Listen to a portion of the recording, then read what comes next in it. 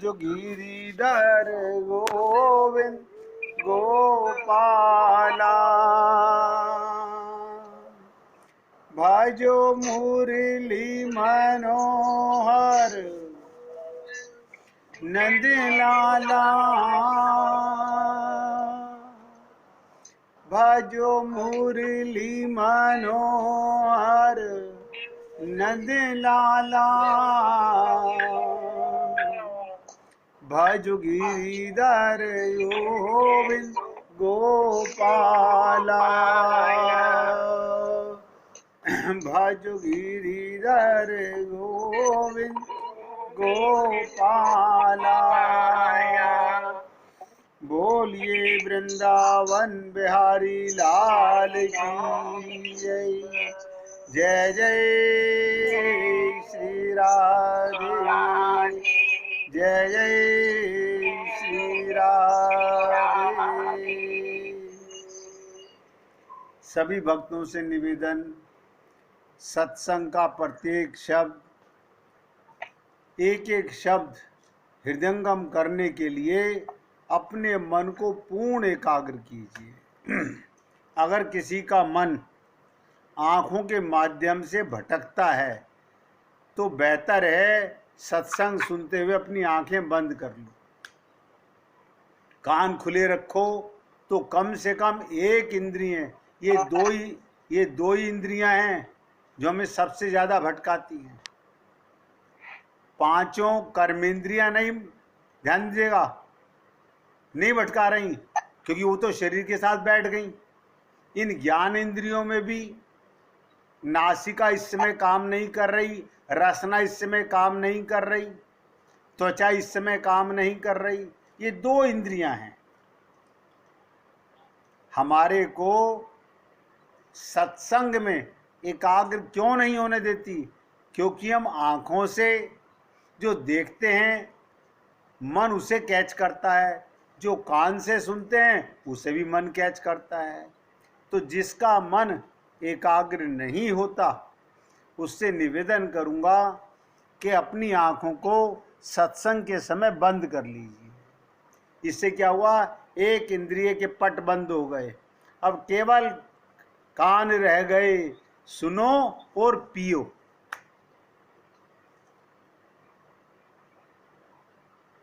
ये जन्म मरण का चक्कर, पुनरपि जन्म पुनरपि मरणम, छूटेगा कैसे? भगवत प्राप्ति के बाद, उससे पहले नहीं छूट सकता। अगर आप चाहते हो कि मैं द्वारा फिर 84 लाख योनियों में ना भटकूं, तो आपको अगर भगवत प्राप्ति नहीं हुई तो आना जाना लगा रहेगा।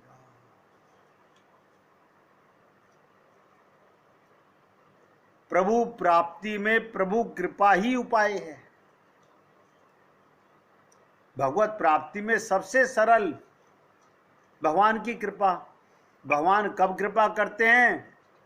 जब ऐसी दृढ़ स्थिति ही शरणागति है, आप सरेंडर कर दें अपने आप को। किसी ने पूछा था कि शरणागति के अंदर और क्या करना पड़ता है? अकिंचनता, अनन्यता। मेरे तो गिरधर गोपाल दूसरो ना कोई, हरि गुरु दोई अपना, गहुइन के ही शरणा। शरीर, ध्यान दो, शरीर संसार की शरणागति में कर दो। मन बुद्धि गुरु और भगवान की शरणागति में कर दो, बस काम हो गया। कुछ नहीं करना। हमारा शरीर पापी नहीं है।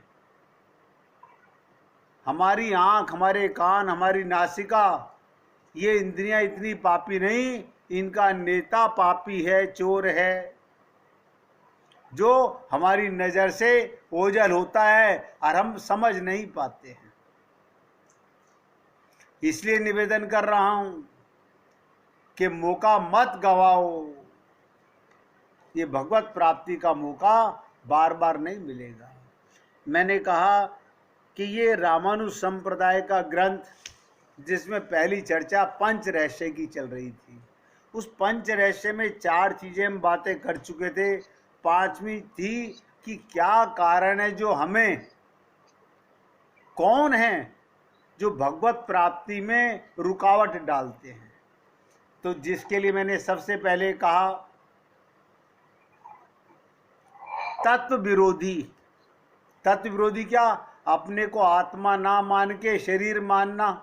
तो शरीर रुकावट बन गया। शरीर रुकावट क्यों बन गया? मैं हूं आत्मा, मुझे आत्मज्ञान नहीं, तत्व ज्ञान नहीं है। इसके लिए बहुत चर्चा आपके साथ कर चुका। बताइए, कमाल तो इस बात का है कि आत्मा होते हुए भी हमारी कितनी बड़ी दुष्टता है, हम शरीर मानते हैं। आप अपने को मकान मानते हो, खुद कहते हो इस मकान में मैं रहता हूं, ये मेरा मकान है। इसी प्रकार मैं आत्मा हूं, ये मेरा शरीर है, ये शरीर का मकान है जो पत्थरों का बना हुआ है, और ये शरीर आत्मा का घर है, आत्मा नहीं है।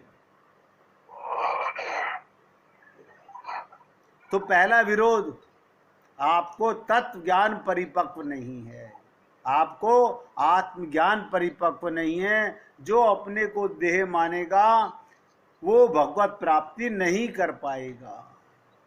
नंबर 2, मैंने आपसे चर्चा की थी, भगवान को छोड़कर हम संसार की 2 ही चीजें हैं पाने के लिए, या तो परमात्मा है या संसार है। हम माया को पाना चाहते हैं। इसका कारण क्या था? हम अपने को काया मानते हैं, शरीर मानते हैं, इसलिए इसे पाना चाहते हैं। जब तक हम अपने को देह मानेंगे, कितने ही संत महात्मा हमें समझाएं, हम संसार ही चाहेंगे, माया ही चाहेंगे। 2 चीज। नंबर 3री चीज, हमने कल आपसे कहा कि ये सारे वेदों, शास्त्रों, गीता, भागवत, रामायण का निचोड़ हमारे सामने आ चुका। ना कोई कर्म है, ना कोई धर्म है, ना कोई ज्ञान है, ना कोई योग है। किसी को भगवत प्राप्ति नहीं हुई। फिर कैसे हुई? केवल भक्ति और शरणागति से। इनको छोड़कर हम और उपायों में लगे हुए हैं। देखिए कमाल है, यानी भक्ति और शरणागति को छोड़कर और उपाय कर रहे हैं। और उपाय क्या कर रहे हैं? छल कपट छिद्र कर रहे हैं, पाना चाहते हैं राम रस। वो तो भक्ति से मिलते हैं या शरणागति से मिल रहे हैं। हमने भक्ति और शरणागति पर आपके साथ बहुत चर्चा कर ली।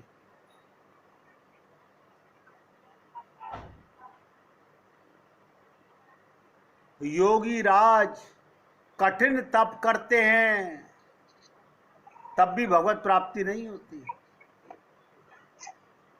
सबसे छोटा उपाय, भगवान से प्रेम, और नहीं करना आता, अधिकारी नहीं है, आत्मज्ञान नहीं हो पा रहा। आप बहुत कहते हो, सारे शास्त्र कहते हैं, लेकिन हमें आत्मज्ञान थ्योरेटिकल ही रहा, प्रैक्टिकल नहीं हुआ। कोई और उपाय भी है?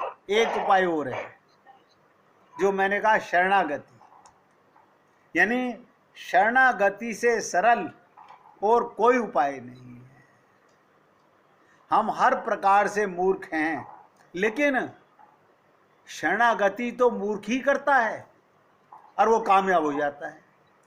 देखिए कमाल की चीज, बड़े बड़े विद्वान फेल हो जाते हैं और मूर्ख शरणागत कामयाब हो जाता है। हमने ये भी आपसे चर्चा की कि शरणागत में क्या करना है? कुछ नहीं करना, ये शरणागति है। बस कहा था ना, हरि जी मैं तो जैसो तैसो तेरो। आप जैसे हो ऐसे ही जाना है, बनावटी नहीं चाहिए।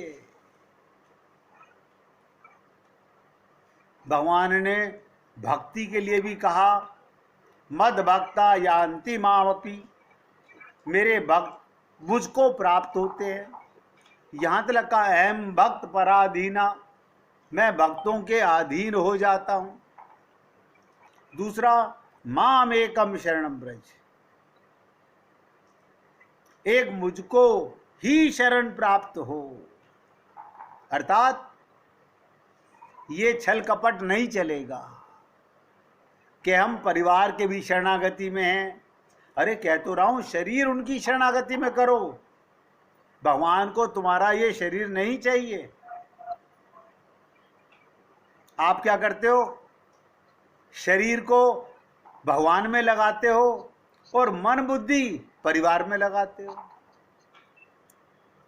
और सारे धार्मिक हैं, सारे अच्छे कर्म कर रहे हैं, कोई पाप नहीं कर रहा, लेकिन भगवत प्राप्ति नहीं हो रही। संत महात्मा समझाते हैं, समझ आता भी है, लेकिन आगे नहीं बढ़ पाते। चौथी चीज, ये 3 उपाय अब मैं कल चर्चा नहीं करूंगा, कई बार बोल चुका हूं। बहुत काल तक बना रहे ऐसा भगवान का भारी अपराध करना, और ऐसे अपराध करने पर भी अपने मन में उसका पछतावा ना होना। आप सोचिएगा, हमें पश्चाताप नहीं हो रहा, हम कुत्ते बिल्ली गधे की योनियों में जाएंगे, कोई बात नहीं, इस बात का पश्चाताप भी नहीं हो रहा। मैं अपराध कर रहा हूं इतना जान करके, और वो तो बहुत बड़ा अपराधी है जिसे आत्मज्ञान हो गया, अब फिर भी भगवान से प्रेम नहीं करता। उससे ज्यादा कपटी दंभी और क्या होगा संसार में। या किसी भक्त का विरोध करना, ये अपराध बहुत बड़ा अपराध है, नामा अपराध। किसी भक्त को उसके प्रति नामा अपराध करना, गुरु के प्रति नामा अपराध करना, किसी के प्रति मन में दुर्भावना रखना, ये इतने बड़े अपराध हैं, ये जीव को प्रभु चरणों की प्राप्ति नहीं होने देता। आप और हम लोग ये सब बातें सुनते हैं, मगर अपराध फिर भी करते रहते हैं।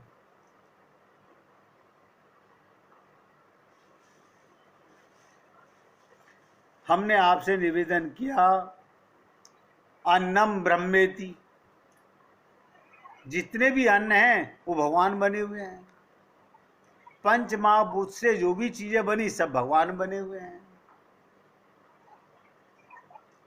हम किसी की जाति से घृणा करते हैं, किसी के धर्म से घृणा करते हैं। आज देखने में आ रहा है संसार के अंदर लोग वाग, ये छोटी जाति का है, ये दूसरे धर्म का है।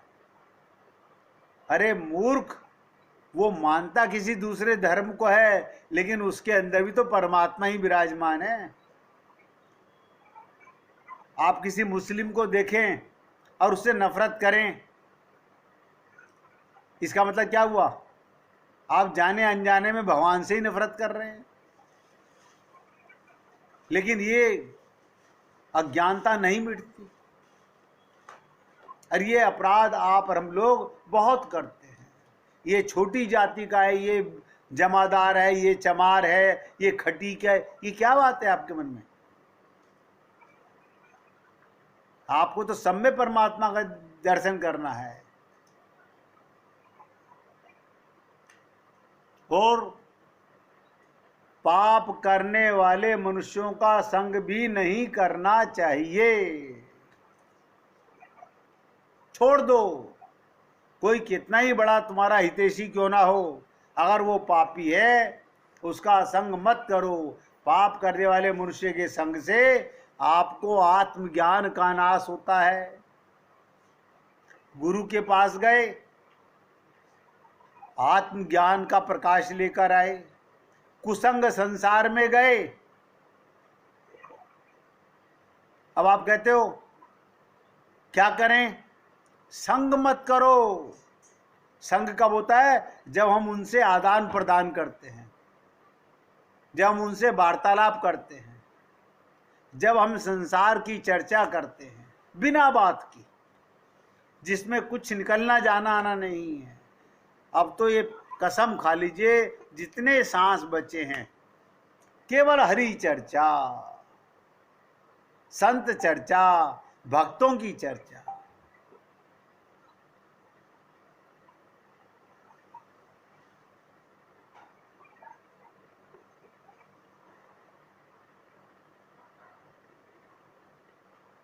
यदि व्यक्ति इन 5 चीजों से,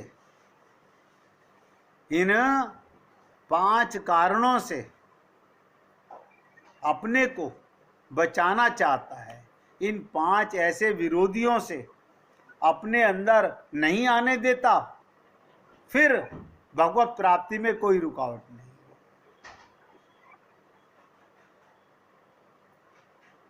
इसके बाद क्या होता है देखिएगा, आपको बता देता हूं, ध्यान से सुनिएगा कि आप और हम लोग समझ ही नहीं पाते। बहुत सारी बातें हैं, भोग हमें ही भोगते हैं। आपको लगता होगा कि मैं भोग भोग रहा हूं, ना ना ना ना। आप मुझे बताइए, आत्मा तो मरेगी नहीं, शरीर मरेगा। जो व्यक्ति भोग में लिप्त है वो आत्मा का समय भोग हमें भोग रहा है, यानी वो हमारी चेतनता को, हमारे प्रकाश का दुरुपयोग कर रहा है। इसके ऊपर एक कथा सुन लीजिए। श्रीमद् भागवत के 9वें स्कंद के अंदर राजा ययाति का प्रसंग आता है। बड़ा इंपॉर्टेंट प्रसंग है। राजा ययाति जो राजा नहुष के पुत्र थे, उन्होंने राज्य का भार दैत्य गुरु शुक्राचार्य की पुत्री देवयानी को पत्नी रूप में स्वीकार किया। राज्य का भार संभालकर दैत्य गुरु, राक्षसों के गुरु शुक्राचार्य जी की पुत्री देवयानी को पत्नी रूप में स्वीकार किया। और देवयानी की शर्त के अनुसार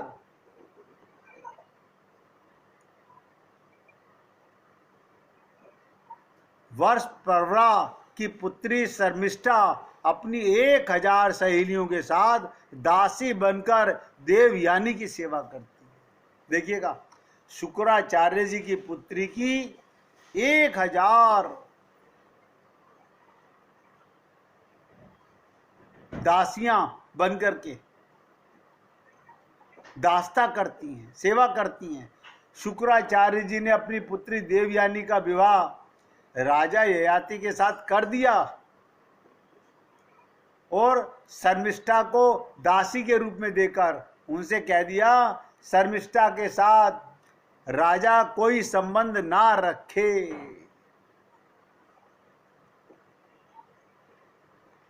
देवयानी के 2 पुत्र थे ययाति के।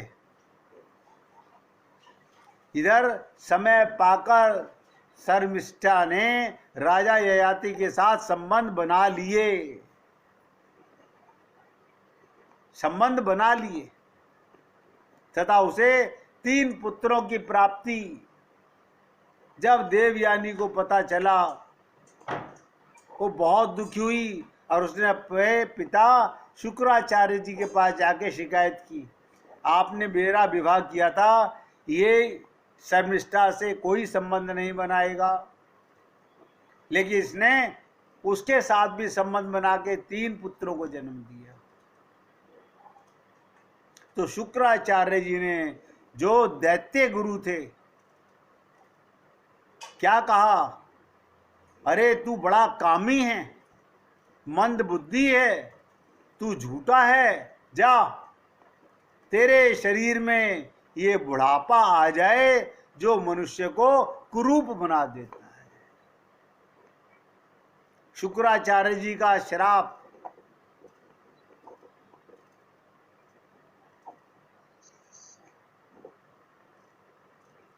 तो क्या कहा ययाति ने, आपने मुझे तो श्राप दे दिया, इससे तो आपने अपनी पुत्री का ही नाश कर लिया। मैं बूढ़ा हो गया, पुत्री आपकी जवान है।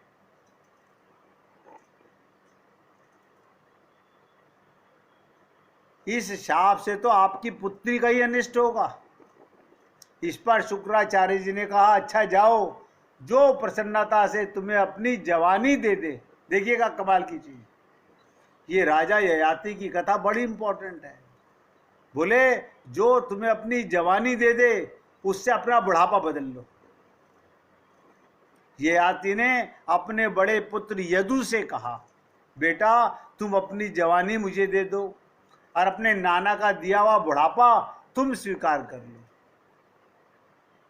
क्योंकि मेरे प्यारे पुत्र, मैं अभी, देखो खुद कह रहा है, मैं अभी विषयों में तृप्त नहीं हुआ हूं, अभी मेरी विषयों में कामना है, इसलिए तुम्हारी आयु लेकर मैं कुछ वर्ष तक और आनंद भोगना चाहूंगा। बड़े पुत्र ने मना कर दिया। ययाति के अन्य 3 पुत्रों में भी आज्ञा स्वीकार कर दी। तो जो सबसे छोटा पुत्र था, गुणवान पुत्र पुरु, वो राजा ययाति ने बुलाकर कहा, बेटा बड़े भाइयों के समान तुम्हें भी मेरी बात नहीं टालनी चाहिए। पुरु ने कहा, पिताजी वास्तव में पुत्र का शरीर पिता का ही दिया हुआ है, शरीर पिता का दिया हुआ है। ऐसी अवस्था में ऐसा कौन है जो इस संसार में पिता के उपकारों का बदला चुका सकेगा। ऐसा कहकर पिता की आज्ञा का पालन करते हुए उसने पिता का बुढ़ापा स्वीकार कर लिया और राजा ययाति भी उसकी जवानी लेकर फिर द्वारा विषय भोगों में लिप्त हो गया। आप सुनिएगा, ये राजा ययाति 1000 वर्ष तक अपनी इंद्रियों के साथ मन को छोड़कर विषयों को भोगता रहा, परंतु इतने पर भी चक्रवर्ती सम्राट ययाति की भोगों से तृप्ति नहीं हो सकी। कहते ना, कभी तो आंख खुलेगी, कभी तो सवेरा आएगा। ये कामी भोगी राजा ययाति, एक दिन उनकी दृष्टि अपने अधपतन पर गई और उन्हें 1 सेकंड में वैराग्य जाग गया।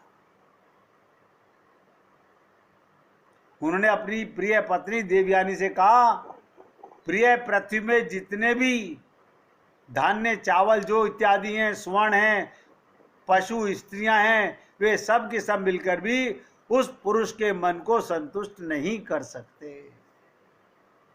नोट कीजिएगा इस कथा का थीम क्या है।